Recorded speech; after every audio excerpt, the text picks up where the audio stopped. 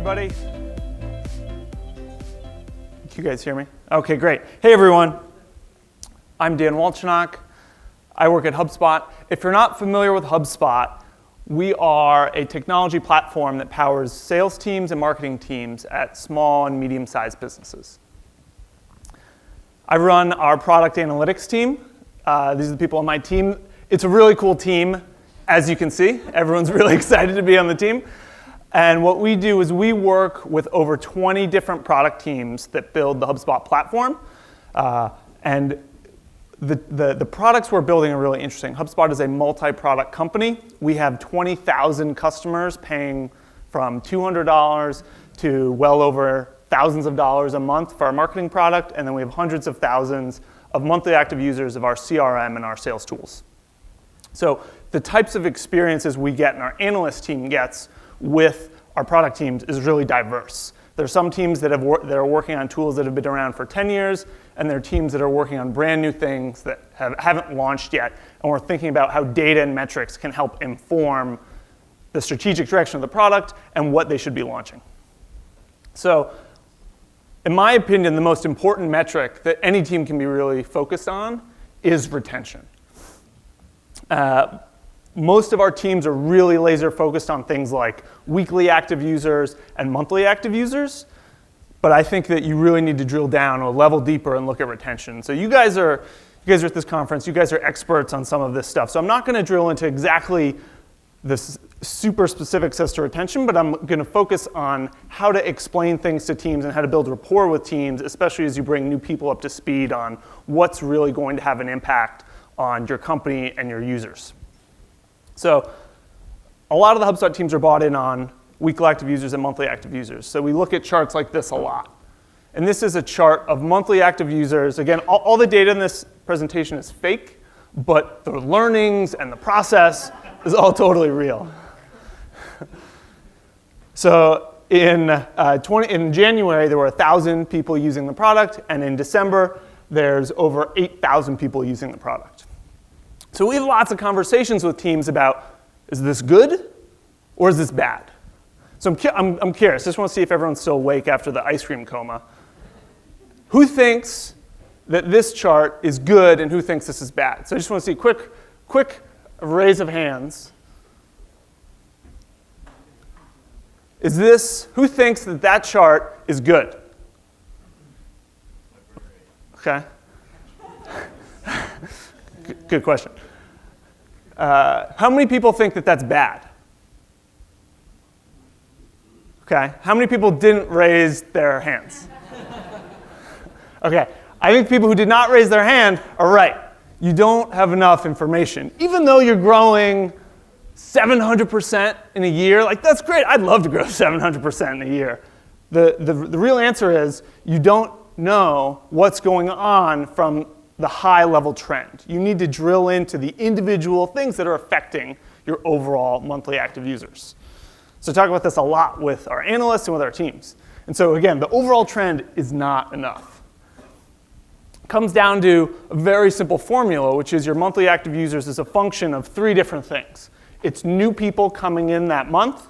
It's people that had previously been inactive but have become active again. Those are your resurrected users. And then it's people that were around last month and are still around this month. Those are your retained users. And so you have your mouths here might be exactly the same, but the new, the resurrected, and the retained might be completely different. And I think this is it's really helpful, especially as you have new people coming onto your team, that you explain these things and you explain it in a way that is really clear and concise and you go back to time and time again. So I'm going to walk through some hypothetical examples of how these things can be wildly different, but they can produce the exact same results. So this is a chart of the exact same monthly active user chart, but broken down by cohorts. And you can see how each cohort stacks on top of one another. So in January, we have 1,000 users, like I said. And then in February, we have 2,000 because we've had two cohorts of people in January and then February. And you can see that in January, we have 1,000 from that cohort. And over time, we have basically less than half of the original 1,000 person cohort that came in January. That's the number, that's the blue bar all the way at the bottom in December. I'm going to show a different example that produces the exact same monthly active user chart, but has completely different retention numbers.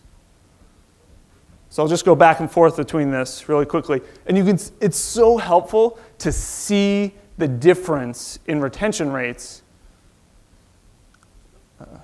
You can see the difference in retention so clearly when you visualize it this way. In this example, your retention rate is much higher.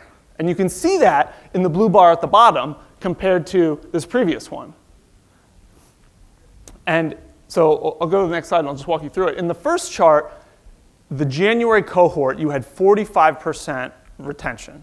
In the second chart, you had 81% retention. Totally different user dynamics and retention rates. One is a phenomenal 45%. I don't know whether it's good or bad. It depends on your business, your users, how quickly you monetize. The way that the monthly active user numbers end up being the same is that your cohort numbers end up getting smaller in the second chart simply because you're retaining more people. And so if you keep having 1,000 person cohorts, you're going to grow faster.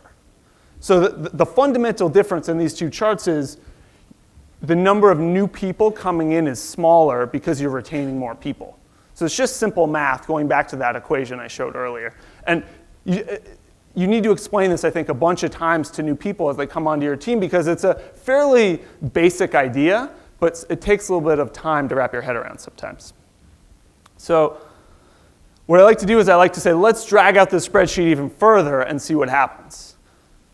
So this really shows what happens when you have bad retention. So in this hypothetical example, you have 1,000 person cohorts for 3 years, and the retention rate keeps going all the way to 0. And you can see it perfectly. I love this moment when I show this chart to people, and I show them the bottom right of the chart.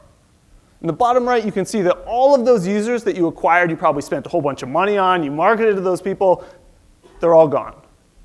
Every single one of them, all those cohorts amount to basically no users. And this really drives home the fact that crappy retention leads to what's happening in this chart, which is the number of users you have is hitting an asymptote. You're not growing by the end. I was super excited about this earlier. I said we have 700% growth in our first year. In your third year, you have, it's not even worth doing the math, you have like 10% growth over an entire year. That sucks. Let's compare this bad retention example with good retention. You can see it's a vastly different chart, and the big difference is you have these almost layers of sediment in the bottom right, where you can see that in this example, we have 1,000 person cohorts, and over time our retention is flattening out at about 50%.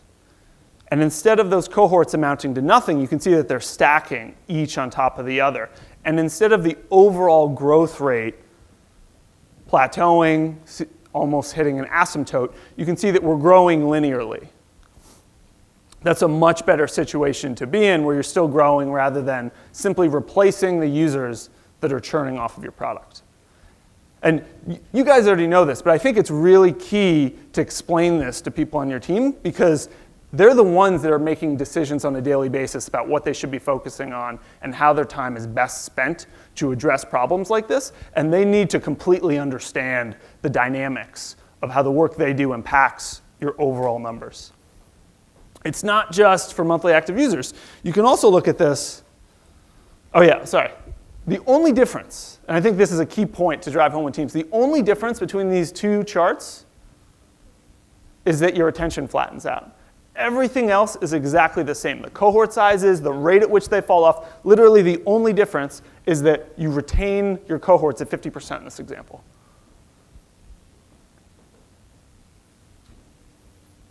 Let's not stop there. Let's take this all the way to revenue. So building on this hypothetical example, let's say you are a SaaS product, you sell a monthly subscription, and a percentage of your cohorts upgrade to your premium plan over time. This chart is showing the revenue you get from those cohorts over time. And it's not quite clear exactly what's happening. It kind of looks like you're slowing down, but you're still growing from no revenue to almost $12,000 a month in revenue. Again, if we drag the spreadsheet out, we can see that the same thing that happened with our user cohorts is happening to our revenue. So, if I'm on this product and I don't have a model that models this out and shows me what's going on, in September of 2017, I'm really excited because my revenue's taken off. I think I'm just going to keep going. The revenue's just going to keep going up and to the right forever. But it's very clear what's going to happen to these cohorts over time unless something fundamentally changes, which is that for every new cohort that you bring in, and as that cohort matures and people upgrade to the paid tier, that they're only going to stick around for a short period of time before they ultimately leave. And I don't know about you guys, but the example of old ladies who still have those rotary phones and still paying for them, that's the anomaly. The idea is that if you're not paying for a product, or if you're not using a product anymore, no one's going to be paying for it. And so you can see that here, that if people aren't using it, they're not going to be upgrading and continue to pay for your product over time. Let's look at the good retention example. Literally the exact same inputs to the model. Everybody wants a chart that looks like this. Revenue growth looks like it's exponential. This is fantastic. And again, it's because your users are sticking around indefinitely. They're constantly providing value to the company. They're still paying for their subscription service. This is almost a conservative model too, because you could argue that over time, you're going to get more and more of your cohorts to upgrade. So this says that your upgrade rate is capped at a certain percentage, and those people only pay that amount over time. In typical SaaS products, you always want to upsell some of your power users to higher priced features, have them more deeply engaged with your platform. So the layers of sediment in the bottom right, those could be continuing to grow over time as your users become more addicted to your product and your platform. So I think that the slope of this curve could be even higher with just some simple changes, and they're reasonable assumptions to make. So hopefully now, when you're talking with teams, they can have this aha moment of, wow, okay, I get it. I understand why retention is so important. I can see how the work that I'm doing on a daily basis contributes to the growth of our product and the growth of our company through revenue. You saw my team. My team looked just like this, didn't they? The goal is that we have lots of moments like this where we realize we've stumbled across something that's really powerful, whether it's something like John's example of the notifications. You can see how increased engagement and increased retention can have massive, massive impacts in user retention and then ultimately revenue for the company.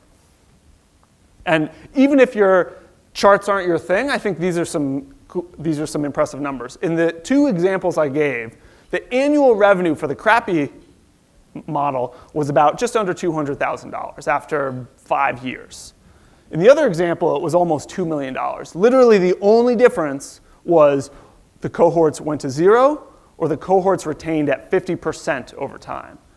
And that's the difference between being able to pay 10 San Francisco employees or 1. I think that speaks volumes for having teams feel like they have control over what's going on in the company and feel like they have an impact on what's going to happen. Now that your teams have kind of bought into the fact that retention is critically important, they can see how they can have an impact on the company, the next step that I like to talk about is building a model that helps them understand where they're going to be a year from now. Assuming everything stays the same, you should know exactly how many users you're going to have. You should know exactly how much revenue you're going to have. And it's not going to be right, but you should generally have an idea of whether things are going to plateau or whether you're going to keep growing. So this is a screenshot of a sample model that I worked on, that I was a part of a couple of years ago. And it breaks out all the acquisition channels for one of our products. And it has the key funnel metrics for each of those acquisition channels. So you know that you're spending X dollars on acquisition, you know the conversion rate of each of those channels, you know how the rate at which people coming through those channels start using your product, you know your retention rates, and then you also know the rate at which people convert to your premium and paid tiers over time. So you can easily say, I know exactly how many users I expect to have a year from now off a couple hours of work in Excel. It's really not that complicated. Once you have this model, you can show it to your team, or your team can build it themselves. And they know if the company's goal is X, they know that they need to have a certain size user base, that they know that they need to hit certain metrics in order to help fulfill that mission. And that can help provide some incentive and some clarity around how quickly you need to grow, how quickly you need these metrics to change.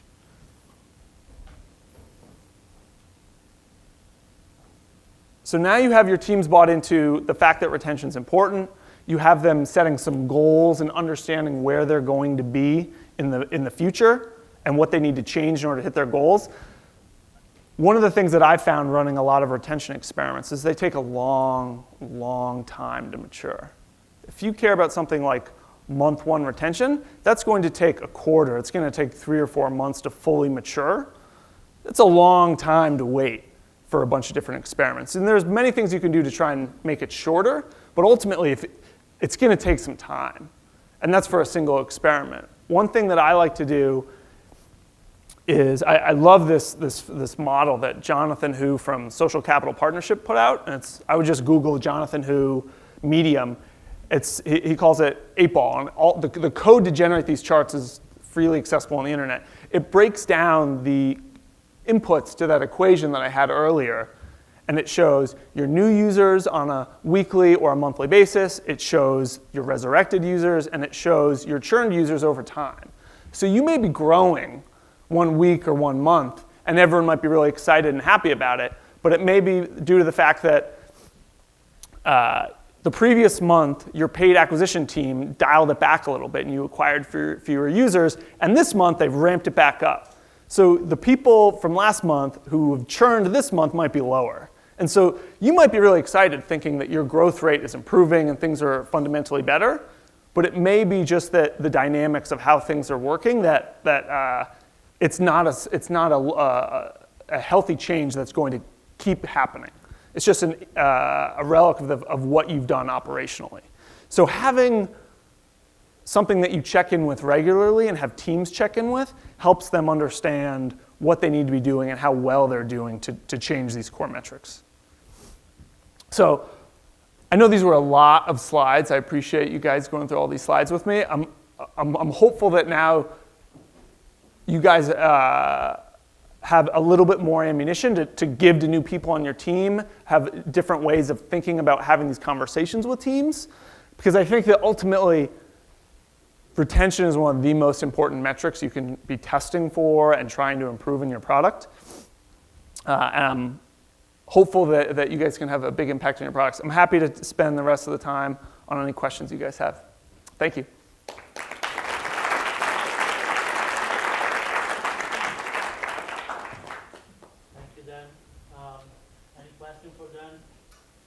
Move on. One in the back. Hi, Dan. Thank you for your talk. I just have a question around what would be considered a good mobile retention rate, and how do you go about setting goals to achieve that specific rate, whatever that would be in retention? Sure. I don't think that there's a good number for everybody. It depends on, are you talking about a B2B app? Talking about a SaaS app? Are you talking about a consumer app? Are you talking about something that people do, is it like a travel app that people might do quarterly?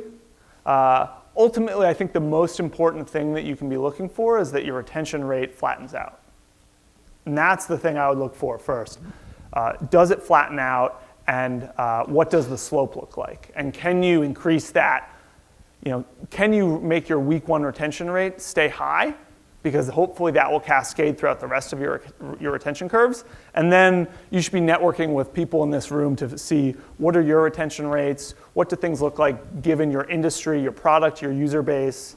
I wish there was a magical answer like 42, but I think sadly the answer is it depends. And it's more about the process of getting it to flatten out. Any other question before we move? Right here in the back. Hi, thank you very much.